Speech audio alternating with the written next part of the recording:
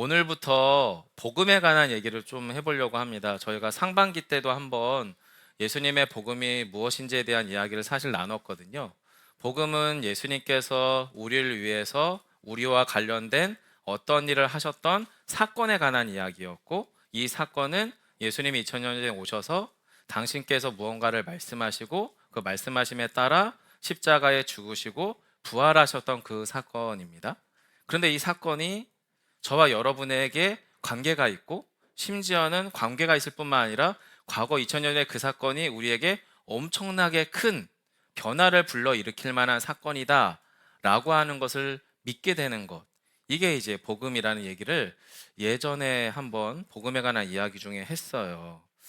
오늘부터 이제 앞으로 한 5주 정도 올 상반기를, 그러니까 하반기를 마무리하면서 저희 성도들과 저의 삶에 다시 한번 좀 이렇게 리셋 버튼을 누르는 느낌으로 우리를 좀 다시 복음 앞에 겸손히 세워가 보는 시간들을 가져보면 어떤가 라는 취지로 이제부터 한 5주 정도 같이 예수님의 복음에 관한 얘기를 나누려고 합니다. 성도 여러분, 혹시 가나안 성도라는 말 들어본 적 있으세요? 지금부터 한 10년, 한 15년 전쯤에 이제 한국 교회 안에 등장했던 단어입니다. 가나안. 이거 거꾸로 하면 어떻게 되죠?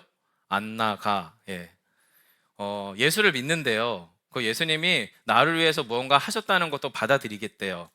그리고 예수님도 좋고, 그리고 말씀도 좋은데, 설교 듣는 것도 좋은데, 영상을 통해 유튜브를 통해서 이찬수 목사님의 설교 듣는 건 너무 좋은데 교회는 안 가고 싶다. 뭐 이런 게 한마디로 가나안 성도거든요.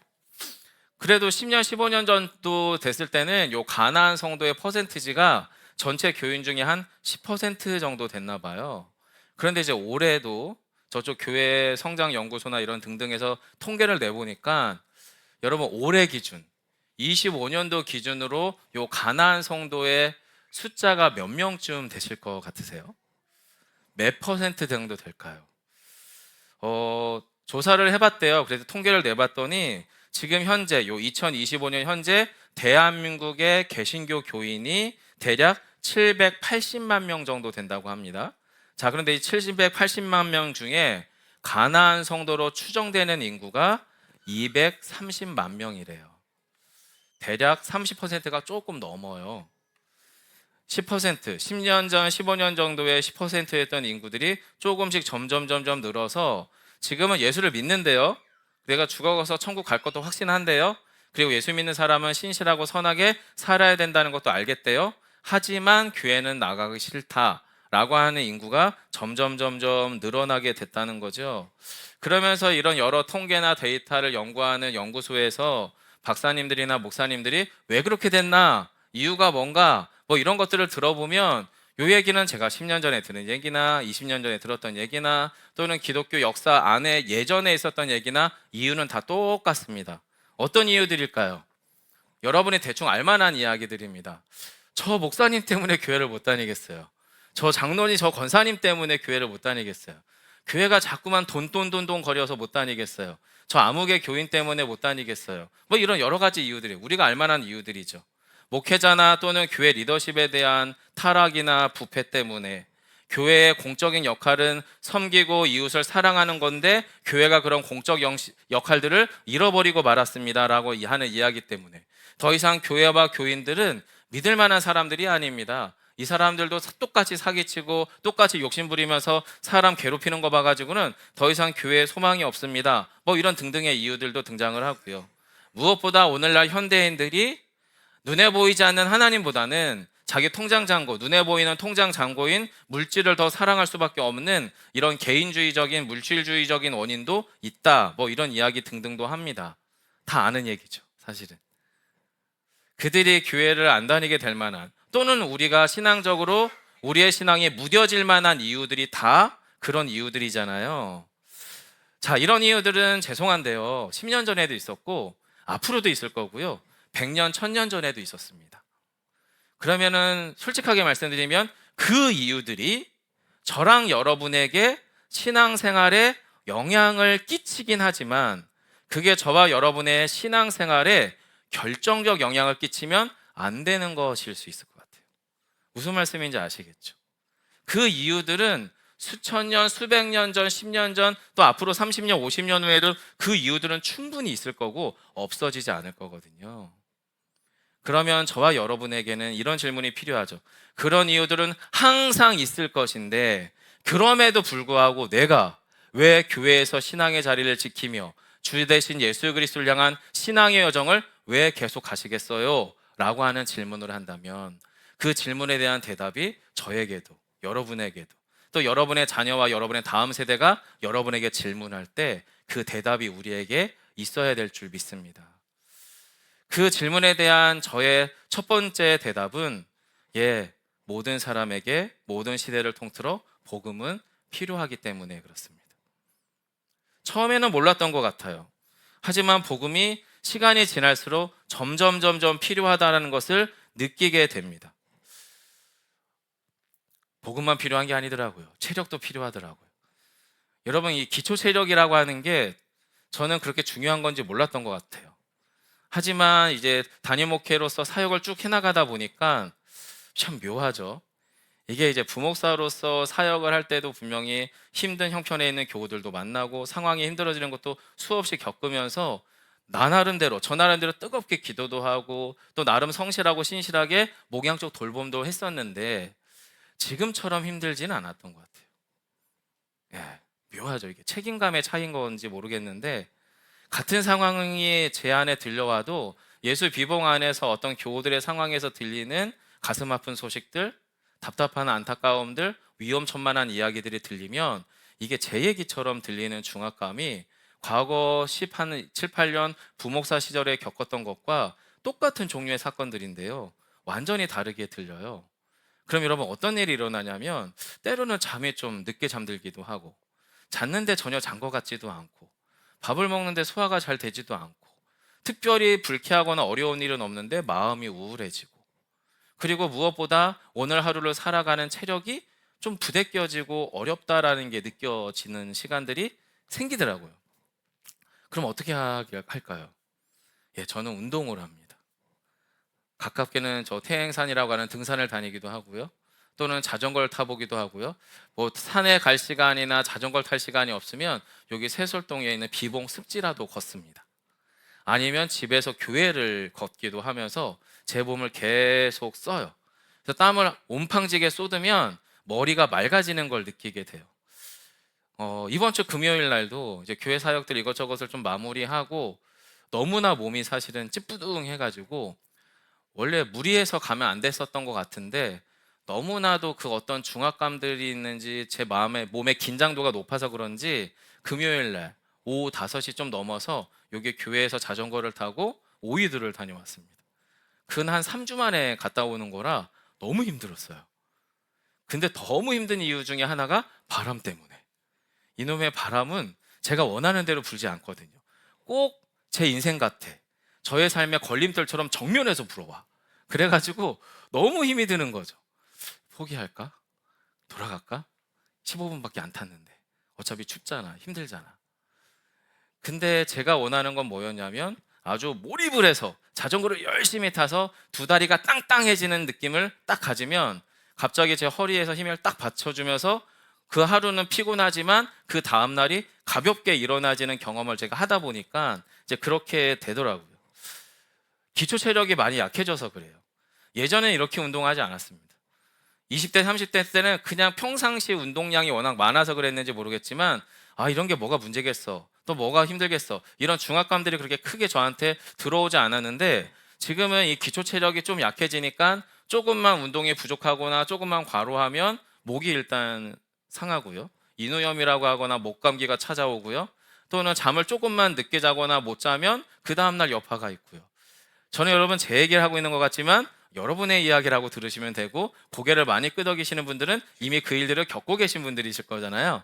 그리고 저희 교우 중에 절반 이상은 저보다 이미 그 세월을 앞서 사셨기 때문에 아마 속으로 아멘 크게 하실 것 같은데 여러분 이 기초 체력이 우리가 이제는 많이 점점점 약해지시는 교우들이 보여요. 저희 교회 정말 사랑하는 이영우 집사님 같은 경우 처음에 저쪽 양로리에 있을 때 교회 뒤에 있는 칼산이라고 불려지는 별명을 가진 산이 있었어요. 날아다니셨습니다. 정말 깜짝 놀랐습니다. 하지만 지금은 제가 이깁니다. 산을 올라가면. 2, 3년 사이에 많이 약해지셨어요. 속상할 정도로. 그렇더라고요. 우리는 이 기초 체력이 약해지면 회복 능력이 오래 걸려요. 여러분, 신앙도 똑같아요. 왜 가난한 성도가 점점 늘어나는가? 이 질문들, 교회를 떠나야 될 만한 이유들은 10년 전, 20년 전, 1000년 전, 100년 전에 있었던 똑같은 이유인데도 점점 그 퍼센티지가 점점 늘어날 수밖에 없는 이유는 기초 체력이 부족하면 몸의 회복이 느린 것처럼 신앙의 기초가 부족해지면 신앙 회복 능력도 떨어지게 되더라고요. 결국에 기독교의 신앙의 기초 체력은 어디서부터 출발할까요? 예수님이 누구십니까? 라고 하는 고백으로부터 출발할 수밖에 없습니다. 저와 여러분에게 주 예수 그리스도의 복음은 좋은 음식과 같아요. 건강한 음식. 건강한 음식을 먹어야 체력 유지가 잘 되더라고요. 제가 20대, 30대 때 정말 치킨 먹고 라면 먹고 야식을 즐겨 하던 그런 컨디션을 가지고는 저는 일주일을 못 삽니다. 큰일 나더라고요. 안 먹던 치킨을 밤 10시 넘어서 먹잖아요. 반드시 그날 잠을 못 자더라고요. 화장실을 가야 되고. 뭐 이런 일이 희한하게 일어나더라고요. 여러분, 기초 복음도 똑같아요. 예수 그리스도가 누구십니까? 라고 하는 복음이 저와 여러분에게 건강한 음식과 같아서 이 건강한 음식을 저와 여러분이 끊임없이 섭취하셔야 돼요. 그게 우리의 신앙의 매우 중요한 기초라는 거죠. 또 한 가지의 기초는 뭐냐면 주 예수 그리스도의 복음이라고 하는 건강한 음식을 맛있게 섭취하고 나서 그 맛있는 복음을 같이 섭취한 사람들과 더불어서 우리가 어떻게 영적 가족을 이루어가는가, 이것이 뭐냐면 교회의 공동체성이라고 불려지는 건데, 이 두 가지가 정말 두 바퀴처럼 균형을 잘 잡아줘야만 우리는 어떻게 해요? 돌아갈 때 돌아갈 수 있고, 또는 떠나고 싶을 때 떠나지 않을 수 있고, 본래 우리의 신앙이 왜 우리에게 중요한지를 대답할 수 있게 되는 것 같아요. 한마디로 주 예수 그리스도의 복음이 무엇인지에 대한 분명한 자기 고백과 그 고백을 함께 누리는 공동체가 함께 형성될 때 우리의 신앙은 기초 체력이 탄탄한 사람처럼 기초 신앙이 탄탄해서 신앙생활에 큰 여파들이 있어도 웬만하면 회복할 수 있는 은혜가 생긴다라고 하는 거죠. 자, 사도 바울이 오늘 본문에서 보면은 엉뚱하게 이 복음에 대한 기초가 없었던 사람들에 대한 이야기를 합니다. 누굴까요? 가슴 아프게도 자기 이야기합니다. 자기 이야기. 또 누구냐면 자신의 동족이었던 유대인들 이야기합니다. 정말 열심히 했거든요. 정말 누구보다 뜨거웠던 사람들이 유대 사람들이었고 그들의 동무요 동족이자 자기 자신이 그랬어요. 자, 그런데 오늘 본문에서 사도 바울은 그런 자신들의 열심이 정말 생뚱맞고 엉뚱했었다라는 이야기들을 해요. 오늘 본문의 2절과 3절을 제가 읽겠습니다. 바울의 이야기입니다. 내가 증언하노니 그들이 하나님께 열심히 있으나 올바른 지식을 따른 것이 아니니라. 하나님의 의를 모르고 자기 의를 세우려고 힘써 하나님의 의에 복종하지 아니하였느니라. 비극적인 일이죠. 자기에게 하나님을 위한 일인 줄 알았대요. 그래서 하나님의 의를 세우기 위하여 열심으로 최선을 다했는데 사도 바울의 평가는 뭐냐면 저도 그렇고요, 여러분도 그렇고요, 하나님의 이름으로 사실은 했지만 하나님이 주신 열심을 가지고 했다고 하나님께 열심을 부렸다고는 하지만 사실은 저희는 하나님의 의가 아니라 자기 의를 세웠네요. 뿐만 아니라 힘써서 하나님의 의를 떠나는 삶을 살았습니다라고 비극적인 이야기를 하는 거예요. 무슨 의미일까요? 열심히 신앙생활을 했는데 헛 열심이었다는 거예요. 하나님과 상관이 있는 줄 알았는데 전혀 상관이 없었다라고 지금 이야기를 해요. 그걸 누가 이야기하고 있다고요? 제가 얘기한 게 아니라 수천 년 전 제2의 바울이라고 불려지는 사도 바울이 그 얘기를 지금 오늘 본문에서 이야기하고 있는 거예요. 사도 바울도 그랬고 자신의 동족들도 그랬다는 거죠. 결국에 말씀인 줄 알았는데 말씀이 아니었고, 복음인 줄 알았는데 복음이 아니었으며, 신앙생활인 줄 알았는데 신앙생활이 아니었었다라는 거예요. 그러면서 오늘 저와 여러분이 본문으로 삼고 있는 구절 속에서 여러분, 하나님의 말씀은 믿음은 그렇게 하는 게 아니에요. 하나님의 말씀은 그렇게 받는 게 아니에요. 하나님의 말씀은 무엇으로 받아야 되냐면 믿음으로, 사랑으로 받아야 합니다라는 이야기를 합니다. 여러분, 오늘 본문 6절부터 8절인데요. 8절을 한번 보여주시겠어요? 8절 같이 읽겠습니다. 시작. 그러면 무엇을 말하느냐? 말씀이 내게 가까워 내 입에 있으며 내 마음이 있다 하였으니 곧 우리가 전파하는 믿음의 말씀이라. 여러분, 요 구절 10장 8절 요거는 신명기라고 하는 성경에 똑같은 구절이 등장을 하는데, 이 말씀을 사도 바울이 살던 시절로부터 거꾸로 수천 년을 돌려서 모세라고 하는 인물이 자기가 죽기 전에 유언처럼 한 얘기가 있어요. 그게 신명기라고 하는 성경에 등장을 하고, 신명기 30장에서 요 구절이 똑같이 등장을 합니다. 무슨 이야기 하냐면 모세가 그 얘기하는 거예요. 하나님이 우리에게 율법을 주셨습니다. 삶의 규칙이죠. 자, 근데 이 규칙을 우리가 이렇게 지켜야 하나님께로부터 복 받습니다. 천국 갑니다. 하나님의 백성입니다. 그렇게 이해하시면 안 됩니다. 하나님의 말씀은 우리 안에 마음으로 받아야 됩니다. 믿음으로 받아야 됩니다. 저 얘기를 똑같이 모세가 하거든요. 근데 그 모세의 진심을 유대 사람들이 오해했어요. 그래가지고 율법의 규칙들을 100% 잘 준수해야만 나는 천국에 가고 하나님에 속한 사람이야 라고 가르치기 시작한 게 사도 바울 시대 전 또 예수님 시대 때의 이야기였었잖아요. 자, 바울도 지금 똑같은 이야기 하는 거예요. 여러분, 하나님의 말씀은 두 가지여야 한다는 거예요. 저와 여러분에게 가깝게 느껴져야 된다는 거예요. 그리고 가깝게 느껴진 그 말씀이 마음으로 받아져야 된다는 거예요. 마음으로. 왜냐하면 그 말씀은 옳고 그름을 따지는 옳음의 말씀이 아니라 믿음의 말씀이기 때문에 그렇다는 거예요. 여러분, 믿음이라고 하는 게 어디서 활동해요? 마음에서 활동하잖아요. 영혼에서 활동하잖아요.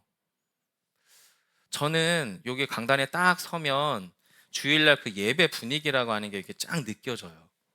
지난주 예배 분위기와 오늘 예배 분위기가 다르다는 거 여러분 혹시 아세요? 달라요. 뭔가 정돈되지 않으셨어요. 생각들이 많으신 것 같아요. 뭔가 복잡해 보여요. 앞에 찬양팀도 그랬고 대부분이 지금 뭔가 정돈되지 않았어요. 모르겠어요. 저의 착각일 수도 있는데 저는 그렇게 느껴지더라고요. 지난주는 달랐어요. 눈빛들이 다르셨고 태도들이 다르셨고 집중력이 다르셨어요. 제가 여기서 가만히 있어도 웃을 판이셨어요.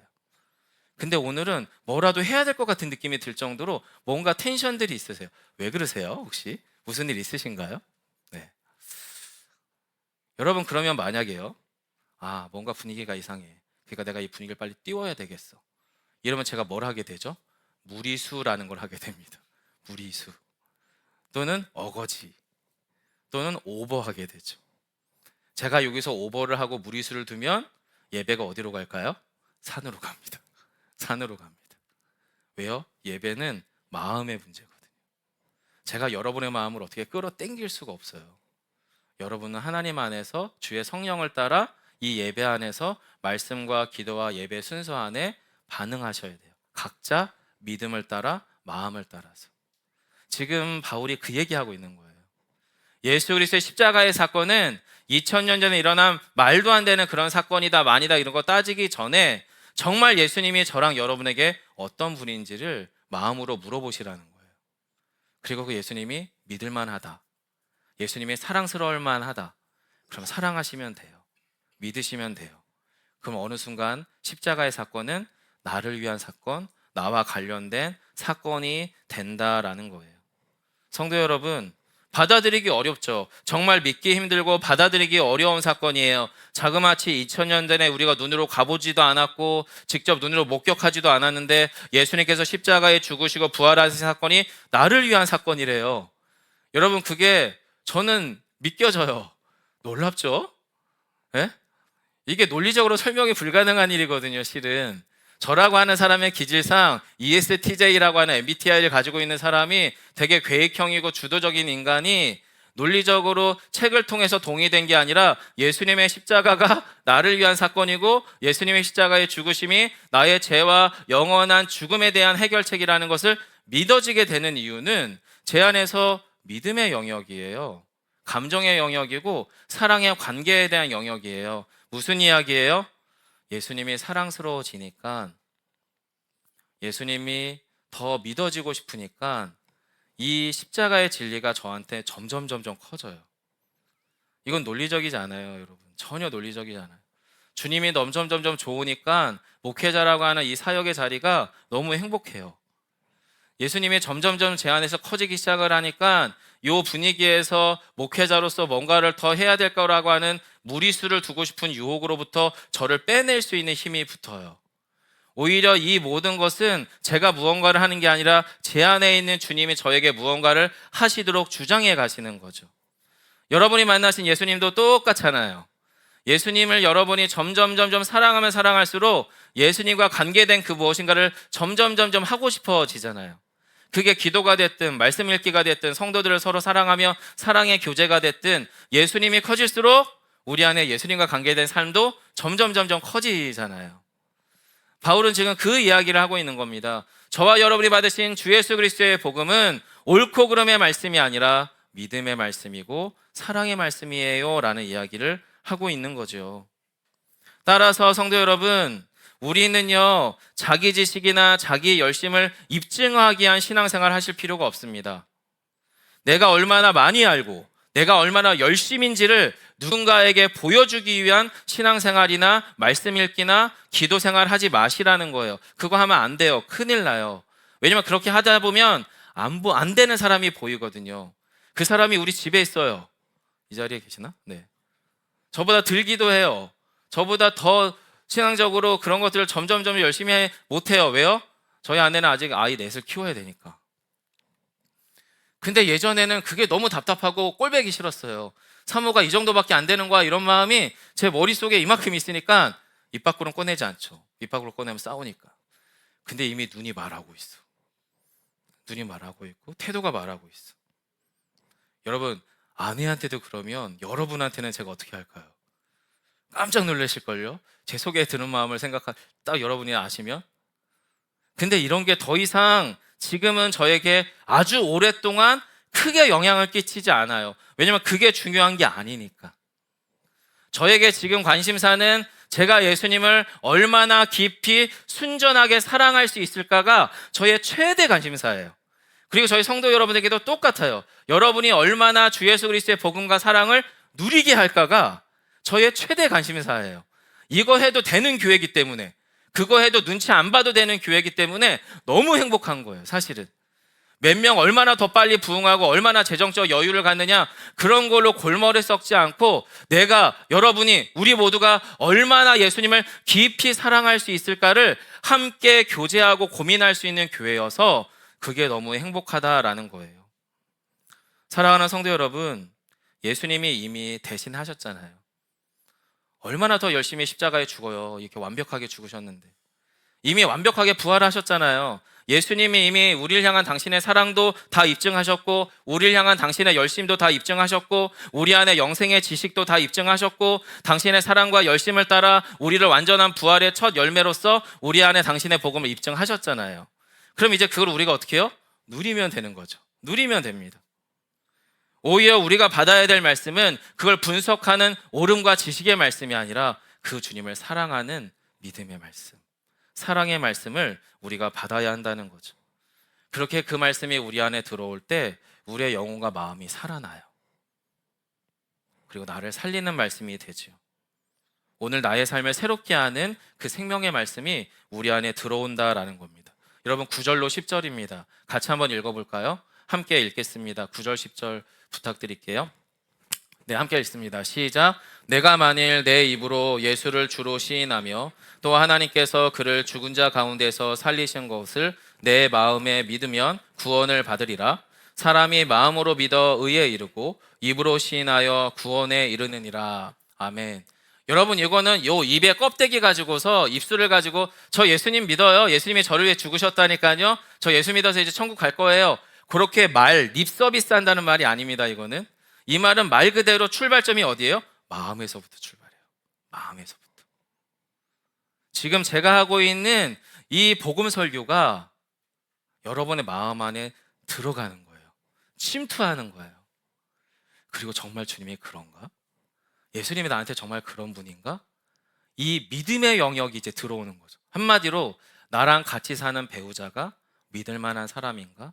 사랑할 만한 사람인가? 내가 이 사람하고 계속 같이 가야 되는가? 이런 질문들 알게 모르게 우리 안에 들어오셨던 시간들이 있으시잖아요. 그것들이 지나면서 어느새 미운 정, 보은 정도 쌓이고 결국에 이 사람밖에 없구나라고 하는 그 매우 독특한 한국 부모님들의 그 정으로 산다는 말하는 이 매우 독특한 종류의 사랑과 믿음이 부부관계 안에 형성되잖아요. 여러분, 예수님과의 신앙생활도 똑같아요. 저 예수라고 하는 분을 내가 믿을 만한가? 사랑할 만한가? 내가 저분 믿고 천국 갈 수 있겠어? 내가 정말 저 예수님만 바라보고 정말 주님을 향한 순전한 믿음의 영역만 하면 되는 거야? 더 열심히 살면 안 되는 거야? 더 노력해야 되는 거 아니겠어? 요거 씨름하면서 내 안에서 어떻게 해요? 점점 예수님이 마음 안에 쑥 들어오는 거죠. 그 예수님이 점점 커지는 거죠. 그리고 예수님에 대한 사랑과 믿음이 내 안에 풍성해지다 보니 이 예수님 때문에 사라지는 이유들, 옆에 있는 배우자 때문에, 옆에 있는 부모 때문에, 옆에 있는 자녀 때문에 우리의 가정들이 사라지는 것처럼 그 예수님 때문에 신앙생활 되어지는 지점에 가는 거, 이거 지금 바울이 말하고 있는 이 부분이거든요. 성도 여러분, 그렇게 예수님이 우리 안에 뿌리를 내리기 시작하면 자연스럽게 어떻게 해요? 그 예수님이 밖으로 흘러나오게 되어 있어요. 밖으로 흘러나오게 되어 있습니다. 어제도 저희가 사역팀장 회의가 있었어요. 저희는 이제 11월까지 임기를 마무리하고 내년 사역을 준비하는 11월 말에 모여서 12월부터는 이제 26년 회기가 진행이 되는데, 뭐 저나 장로님이나 모든 팀장님들은 오늘은 반드시 일찍 끝내리라 라고 하는 각오로 모이셨어요. 7시 반에. 몇 시에 끝났을까요? 10시 40분. 카페 문 닫기 10분 전에. 네. 모르겠어요. 계속 뭐가 나와요. 할 얘기가 또 나오고 할 얘기가 또 나오고. 근데 끝자락에 한 20여 분, 30여 분 사이에 저희 공동체 안에 너무 귀한 이야기들이 나왔어요. 너무 행복하고 고마운 시간이었죠. 물론 그렇다고 팀장회의가 항상 나이스하고 항상 훈훈하진 않아요, 여러분. 할 얘기 있으면 뭐 세게 가요. 세게 가는데 어제도 살짝 세게 갈 뻔했었어요. 근데 다시 본래 자리로 돌아왔는데 그 지사님들하고 장로님하고 이제 다 하나같이 말씀하시는 거, 권사님 하시는 게 저희 성도들이 정말 최선을 다해 서로를 사랑하고 최선을 다했노라라는 얘기를 저희가 이제 끝자락에 이야기를 하면서 이제 한 분 지사님이 귀한 제안을 하셨죠. 우리 교회에 이렇게 수고하신 분도 있고 저렇게 수고하신 분도 있는데 우리가 너무 그런 것에 대해서 충분한 고마움과 격려를 표현하지 못했는데 어떤 방식으로 그걸 좀 살해하면 좋겠어요 라고 얘기를 했더니 이제 이게 점점 커지는 거죠. 왜냐하면 거기만 수고한 게 아니거든요. 여러분 주방을 가보세요. 주방에 수고하는 분이 얼마나 많아요? 주차장에 가보세요. 주차장에 수고하는 분이 얼마나 많아요? 이 앞에 찬양하는 분들 보세요. 얼마나 수고하는 분들이 많아요? 그리고 몇몇 식구들은 알게 모르게 저희가 이게 헌물할 때도 그 헌물할 때 얼마나 많이 수고를 많아요? 그러면 제가 이제 끝자락에 이러면 70명 다 드려야 되는 거 아니에요? 이거 어떻게 해야 되죠? 교회는 쬐깐한데 가만히 계신 분은 아무도 안 계시던데. 이러면서 이제 이야기가 끝났죠. 그리고 또 하나가 이제 저희 박이나 성도와 김민주 자매 가정의 이야기. 여러분 그 가정은 아직 신앙의 뿌리가 없어요. 그리고 그렇게 이 친구와 이 가정이 좀 이렇게 뭐랄까 신뢰할 만하고 같이 관계해가면서 끝까지 잘 갈 수 있을까? 사실 그 부분이 약간은 불완전한 가정입니다. 그럼에도 이제 그 대화 안에서 그 사람들 어른 말고 그 아이들을 좀 보시죠 라고 하는 말씀도 나왔고, 우리 교회가 뭘 어떻게 도울까요? 라고 하는 것을 어제 김장하면서도 권사님 지사님들이 우리 반찬 좀 해서 날라야 되는 거 아니에요? 애들을 좀 우리가 좀 같이 봐줘야 되는 거 아니에요? 병원비는 또 얼마나 나왔대요 목사님? 이런 얘기들 정말 많이 들었거든요. 여러분 이게 어떤 일일까요? 여러분 피 한 방울도 한 방울 안 섞이셨잖아요. 아무 일도, 그분이 여러분을 위해서 뭔가 한 적도 없잖아요. 왜 그런 마음이 찾아오시죠? 전 딱 하나일 것 같습니다. 예수 비봉교회라고 하는 공동체 안에서 우리가 만들어가고 싶은 모양이 있어요. 세상에선 그렇게 안 되지만, 때로는 우리 가정에서도 그 일이 잘 안 되지만, 적어도 우리가 예수 비봉교회라는 공동체 안에서 이런 모습으로 좀 가보면 좋지 않겠어라고 하는 기대심들이 다 있으시거든요. 각자 정도도 다르고 과정도 다 다르죠. 어떤 분은 반찬 만들고 싶으면 반찬 해야 되지 않겠어요? 헌혈증 나눠야 되지 않겠어요? 라는 식구도 있었고, 우리가 좀 그래도 경험을 좀 고민해 봐야 되지 않겠어? 이런 얘기도 나오고, 각자 고민의 지점이 다르니 나오는 얘기들도 다 달라요. 하지만 가능한 이유는 무엇이에요? 우리 안에 있는 예수가, 이 교회가 진짜 교회고 서로를 사랑해야 되는 게 맞다면 우리가 뭐라도 해야 되지 않겠어라는 마음이 각자의 모습 안에 분량껏, 정도껏, 상황껏 만들어지고 있잖아요. 여러분, 저희가 그 신앙생활 하는 거 아니겠습니까? 그렇죠? 여기서 내가 기도 얼마나 많이 했고, 내가 성경 얼마나 많이 읽었고, 헌금 얼마나 많이 했고, 이거 입증시키기 위해서 신앙생활 하시는 분들 아니실 거잖아요. 바울도 지금 그 얘기 하는 거거든요. 너네 열심히 미안한데 틀렸어. 야, 엉뚱한 데서 주소지가 틀려. 지금 번지수 잘못 찾았어. 신앙생활 그런 거 아니야. 너네가 예수를 더 깊이 사랑해야 돼. 그리고 그 사랑 안에서 뭔가 말하고 살아야 돼. 우리 그거 하자고 주님이 이 땅에 오셔서 십자가에 죽은 겁니다라고 바울은 지금 그 이야기를 하는 거죠. 그렇게 복음이, 예수가 사도 바울 안에 가득하자 자연스럽게 11절로 15절에서 그 복음이 밖으로 흘러나가게 됩니다. 마지막 요 구절 읽고 마무리해 보겠습니다. 11절로 15절입니다. 함께 합니다. 11절이에요. 성경에 이르되 누구든지 그를 믿는 자는 부끄러움을 당하지 아니하리라 하니 헬라인이나 차별이 없음이라. 한 분이신 주께서 모든 사람의 주가 되사 그를 부르는 모든 사람에게 부유하시도다. 누구든지 주의 이름을 부르는 자는 구원을 받으리라. 그런즉 그들이 믿지 아니하는 이를 어찌 부르리요? 듣지도 못한 이를 어찌 믿으리요? 전파하는 자가 없이 어찌 들으리요? 보내심을 받지 아니하였으면 어찌 전파하리요? 기록된 바 아름답도다. 좋은 소식을 전하는 자들의 발이여함과 같으니라. 아멘. 죄송하지만 성도 여러분, 이 구절은 전도하세요, 선교합시다, 이런 맥락이 아닙니다. 제가 성경을 아무리 봐도 이 구절은 그 맥락이 아닙니다. 우리가 번지수 잘못 찾았던 신앙생활로부터 제자리로 돌아가기 시작하면 우리 안에서 자연스럽게 일어나야 될 그 일을 말하는 겁니다. 아까 말씀드린 것처럼 말씀이 내 안에 사랑과 믿음의 말씀으로 들어와야 되죠. 그러면 여러분, 이 사랑과 믿음이 출처가 내 게 아니고 하나님의 것이고 주님의 것이다 보니 이게 흘러 넘치게 됩니다. 그렇게 흘러 넘치다 보면 그게 가장 가까이에게는 배우자나 자녀나 가정으로 가 닿을 거고, 또 우리의 교회 안에 가 닿을 거고, 또 마을로 가 닿게 될 겁니다. 이걸 억지로 합시다 해서 되는 게 아니라 하고 싶어진다는 얘기를 지금 바울은 하고 있는 겁니다. 저희가 3년이 됐거든요. 만 3년. 저희 안에서 해야 될 일은 이 일입니다. 저랑 여러분이 예수님을 더 깊이 사랑하는 시간이 축적됐으면 좋겠어요. 영적 기초 체력이 빵빵해졌으면 좋겠어요. 그래서 정말 기도해야 될 일이 주님이 우리 교회에 탁 던졌을 때는 기도의 자리에 팍 와서 기도할 분들은 하세요. 다 기도하라고 정지 안 할게요, 여러분. 기도의 분량이 다 다르더라고요. 봉사의 분량도 다 다르더라고요. 사랑의 분량도 다 다르더라고요. 젊은 제가 부목사 시절에는 이게 옳으니까 다 그렇게 해야 됩니다라고 생각했었는데 아니더라고요. 각자의 은사와 분량을 따라 하실 목들이 다 다르시더라고요. 다만 조건은 우리 안에 주신 마음을 따라 진짜로 하시면 됩니다. 진짜로. 각자의 분량껏 그 일들을 하시면 됩니다. 예수의 복음이 우리 교회 안에서 진짜가 될 수 있도록 끊임없이 우리를 주님께, 또 우리 교공동체 안에 같이 나눠주시기를 부탁드립니다. 그 일이 우리 안에 일어나야 됩니다. 그러다 보면 나머지는 주님이 알아서 하실 거예요.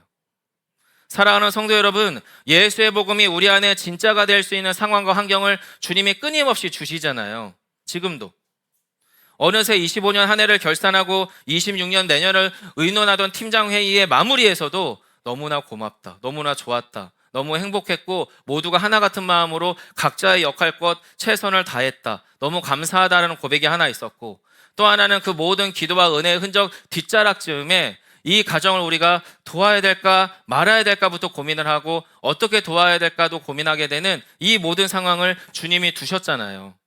성도 여러분, 고맙습니다. 올 한 해도요, 예수 비봉의 가족으로서 함께 신실하고 함께 사랑과 헌신으로 섬겨주셔서 너무 고맙고 감사하고 행복합니다. 또한 동시에 여전히 신앙의 뿌리를 내리지 못한 새 터민 부부 가운데 찾아온 어린 생명인 쌍둥이 어린 생명을 우리 교회가, 우리 성도들이 예수의 사랑으로 어떻게 품어야 할지를 같이 고민해 주셔서 감사합니다. 아무 일을 하지 않으셔도 됩니다. 아무런 도움을 주지 않아도 됩니다. 다만 우리의 마음 안에 주님이 주신 그 사랑의 깃든 크기만큼만 우리가 하셨으면 좋겠습니다. 성도 여러분, 예수의 복음은 우리의 마음을 관통합니다. 우리의 머리를 관통하는 게 아니라 우리의 영혼을 관통합니다. 즉 예수님이 그렇게 우리를 위해서 하셨기 때문에 그렇습니다. 예수님이 머리에 샘을 가지고 십자가에 죽으시면 죽을 이유가 없어요. 천국에서 그냥 믿을 만한 사람 리모컨으로 콕 찍어서 천국으로 들려보내면 됩니다. 그런데 그분이 굳이 이 땅에 오셔서 굳이 같이 사시면서 왜 굳이 십자가의 죽으심과 부활의 사건을 이루셨겠어요? 이유는 하나죠. 마음을 얻으려면 그럴 수밖에 없거든요. 우리의 몸을 얻으려면 그냥 천국에서 하나씩 낚싯줄에 꿰듯이 들어 올리면 됩니다. 하지만 주님은 우리의 마음을 얻기를 원하셨어요. 우리의 영혼의 진심 어린 고백을 원하셨습니다. 오늘 저희가 그 삶의 자리에 서기를 간절히 부탁드립니다. 우리 예수비봉교회가 그런 교회가 되시기를 간절히 축원합니다.